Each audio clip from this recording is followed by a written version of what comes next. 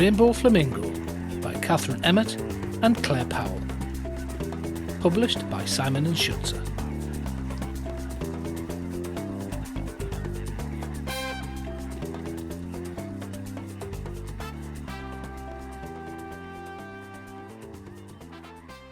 Right on the shore of the Great Zumbo Lake, 1,000 flamingos were starting to wake. Some ruffled their feathers and some took a drink, but all of the 1,000 flamingos were pink. The pink colour came from the shrimp that they ate. They gobbled it up at a frightening rate.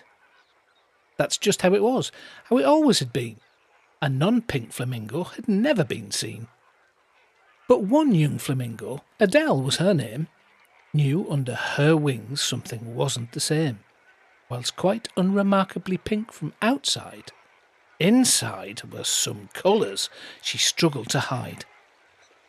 She tried eating up all the shrimp that she could, but somehow it just didn't do what it should. She fretted and feared what others would think if anyone saw underneath wasn't pink. The yearly flamboyance was coming up quick, which made poor Adele feel all worried and sick. Flamingos competed from all over town, but only the pinkest would take home the crown. This year Adele's class would be dancing a dance. They'd all pirouette, and they'd twirl, and they'd prance. Adele knew for sure there'd be nowhere to hide. She'd never keep all of her colours inside. Her friends were excited. They chatted away and practised the steps for their dance the next day. She watched them all laughing and felt so alone. She made her excuses and headed back home. Adele felt all anxious, so sought out her mum. She summoned her courage, but then she said, Her mum had been sticking some shrimp onto sticks, and now she was giving some cake dough a mix. Yes, darling, what is it?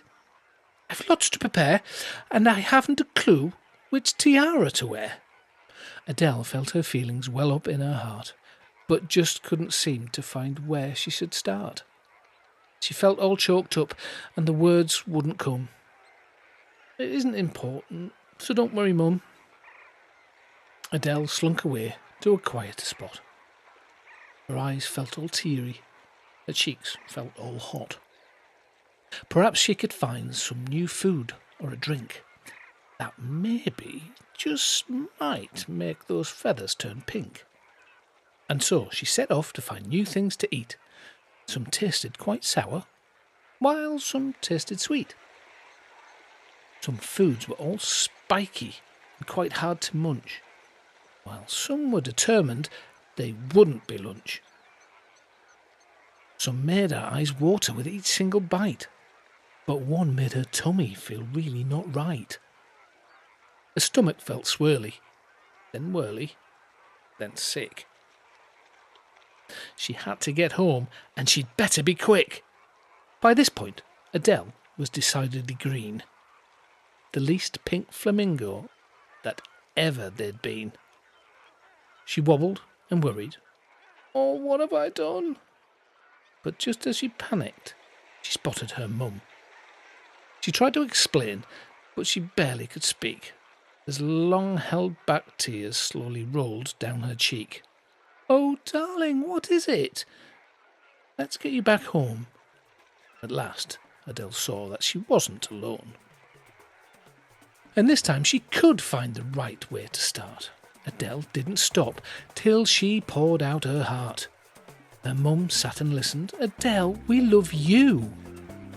We couldn't care less if you're green, pink or blue. Adele dried her tears, feeling better at last. A lifetime of hiding was now in the past. The yearly flamboyance began the next day, and soon all the dancing was well underway. The party was swinging, the music was loud. Adele gave a gulp when she saw the huge crowd.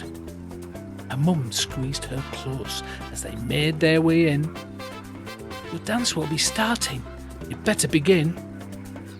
Adele felt all sweaty, but took up her place and focused upon her mum's proud, beaming face. She took a deep breath and she thrust her wings high. She danced and she pranced and she leapt for the sky. When all of the crowd saw the rainbowy sight, they honked and they flapped and they clapped with delight. That year, the flamboyants danced right through the town. The Rainbow Flamingo had taken the crown.